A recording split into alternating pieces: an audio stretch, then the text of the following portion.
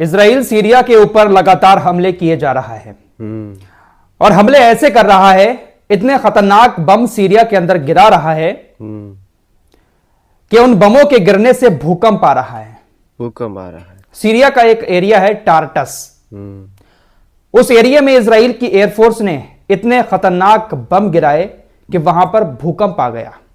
भूकंप आ गया और यह भूकंप 820 किलोमीटर दूर बने तुर्की के मैग्नेटोमीटर स्टेशन पर मापा गया।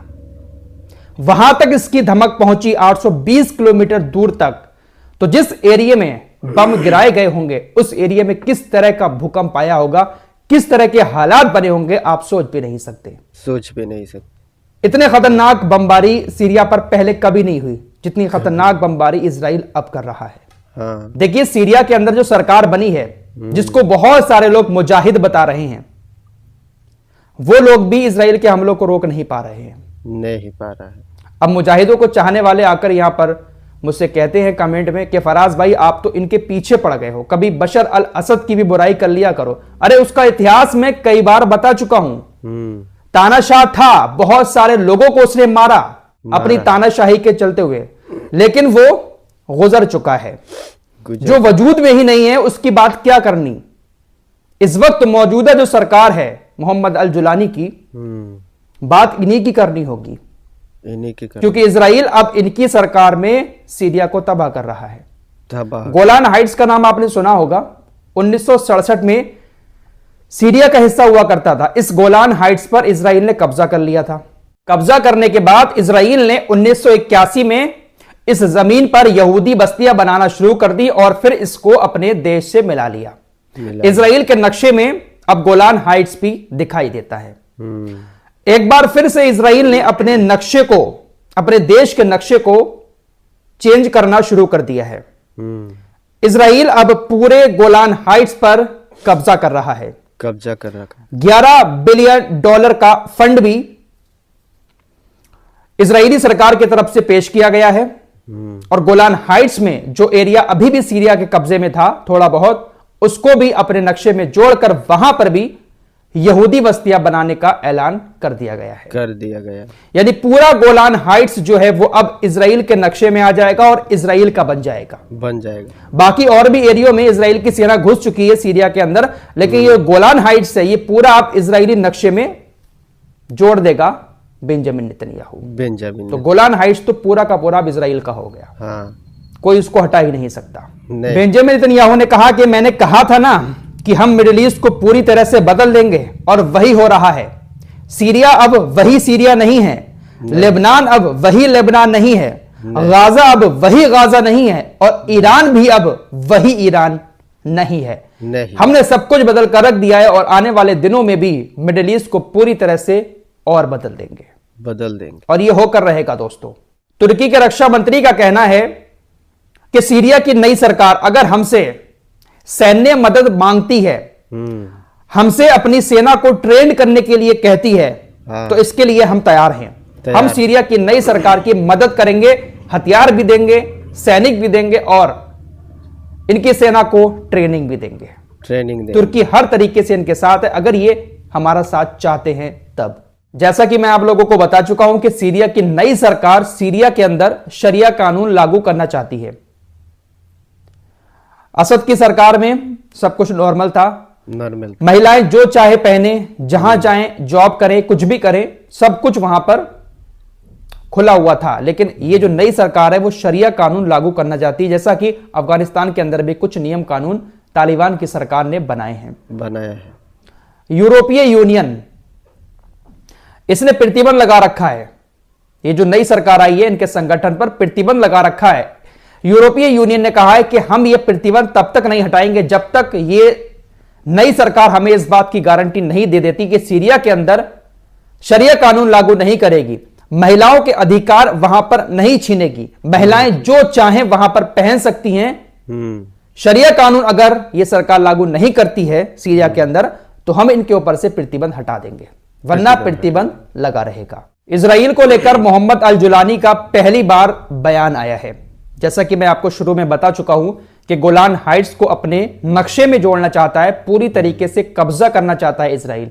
इसी मामले पर मोहम्मद अल जुलानी ने कहा कि हम इजराइल के साथ अपने रिश्ते नॉर्मल करना चाहते हैं, नॉर्मल करना, हम युद्ध नहीं बढ़ाना चाहते हैं। लेकिन अगर इजराइल सीरिया के गोलान हाइट्स पर कब्जा करता है हाँ, तो यह अंतर्राष्ट्रीय कानून के मुताबिक गैर कानूनी होगा। क्या? गोलान हाइट्स सीरिया का अंतर्राष्ट्रीय स्तर पर मान्यता प्राप्त हिस्सा है। हाँ, इजराइल को इस पे कदम नहीं रखना चाहिए। नहीं, अगर सारे नियम कानूनों को तोड़कर इजराइल इसको अपने कब्जे में करता है तो फिर यह दोस्ती वाली बात नहीं रहेगी। नहीं रहे। इजराइल का यह कदम दोस्ताना कदम नहीं होगा। मोहम्मद अल जुलानी ने कहा कि इजराइल सीरिया के अंदर पहले हमले करता था, हमारी सरकार आने से पहले इजराइल अपनी सेना को वहां पर भेजता था और हमसे यह कहता था कि देखिए यहां पर ईरान है, हिजबुल्लाह है, इसलिए हम यहां पर हमले कर रहे हैं। ईरान और हिजबुल्लाह आपका भी दुश्मन है। इस तरीके की बातें इजराइल हमसे करता था। लेकिन अब जब ईरान भी सीरिया से जा चुका है, हिजबुल्लाह भी सीरिया से जा चुका है, हाँ, तो अब इजराइल को सीरिया में इस तरह की हरकत नहीं करनी चाहिए। हमारे होते हुए सीरिया के अंदर ना तो अब ईरान कभी अस्तित्व में आ सकता है और ना ही कभी हिजबुल्लाह यहां पर अपने पैर पसार सकता है। लेकिन इजराइल ये जो कुछ कर रहा है ये बहुत गलत है। मोहम्मद अल जुलानी की बातों से आप समझिएगा, इजराइल ने पूरी तरीके से जाल बिछाकर इनको अपने जाल में फंसाकर ईरान और हिजबुल्लाह को सीरिया से अलग करवा दिया। और इजराइल हमले करता था सीरिया के ऊपर, इनसे कहता था कि हम तो इन्हें भगाने के लिए हमले कर रहे हैं, आपकी मदद कर रहे हैं। मदद। लेकिन अब वही इजराइल मोहम्मद अल जुलानी की सरकार में भी सीरिया पर कब्जा कर रहा है और सीरिया छोड़ना ही नहीं चाहता है। इन सारी बातों से आप अंदाजा लगा सकते हैं कि इजराइल कभी किसी का सगा नहीं हुआ है, सीरिया को भी ये छोड़ेगा नहीं। मोहम्मद अल जुलानी कुछ भी कर लें लेकिन इनकी बात नेतन्याहू नहीं मानेगा। अच्छा, आप लोगों को यहां पर यह भी बता देता हूं, वरना हो सकता है कि कुछ लोग कमेंट में आकर पूछे कि फराज भाई इजराइल इतनी खतरनाक बमबारी सीरिया के ऊपर क्यों कर रहा है। दरअसल इजराइल सीरिया की सेना के सभी हथियारों को, सभी एयर डिफेंस सिस्टम को तबाह कर चुका है। तबाह किया। अब कुछ मिसाइलें जो हैं वो अंडरग्राउंड रखी हुई हैं, कुछ अंडरग्राउंड मिसाइल बेस बने हुए हैं। उन मिसाइल बेसों को बंकर बस्टर बम गिराकर इजराइल तबाह कर रहा है। तो टाइटस के अंदर भी अंडरग्राउंड मिसाइल बेस बने हुए थे, वहां पर खतरनाक बंकर बस्टर बमों का इस्तेमाल करके उन सभी मिसाइल बेस को खत्म कर दिया। खत्म कर। इजराइल सीरियाई सेना की हर एक ताकत को खत्म कर चुका है, तकरीबन 90% ताकत खत्म। अब जो कुछ भी हथियार हैं थोड़े बहुत वो इस मोहम्मद अल जुलानी की सरकार के पास ही हैं। उधर अमेरिकी पेंटागन ने भी साफ कर दिया है कि अमेरिका भी सीरिया से अपने सैनिकों को वापस नहीं बुलाएगा। भले ही ट्रंप की सरकार आ जाए लेकिन ट्रंप भी सीरिया से अपने सैनिकों को वापस नहीं बुलाएंगे। करंट टाइम में तकरीबन 900, प्रेजेंट टाइम में तकरीबन 900 अमेरिकी सैनिक सीरिया के अंदर तैनात हैं। हिजबुल्लाह के महासचिव शेख नईम कासिम कहते हैं कि गाजा का सपोर्ट करना, गाजा के लिए लड़ाई लड़ना एक बहुत ही ज्यादा नेक और सम्मानजनक काम है। हमारा और सभी मुसलमानों का, सभी अरबियों का यह फर्ज बनता है कि वो गाजा का समर्थन करें। हमें इस बात की उम्मीद थी कि इजराइल हमारे ऊपर हमला करेगा, लेकिन टाइम नहीं पता था।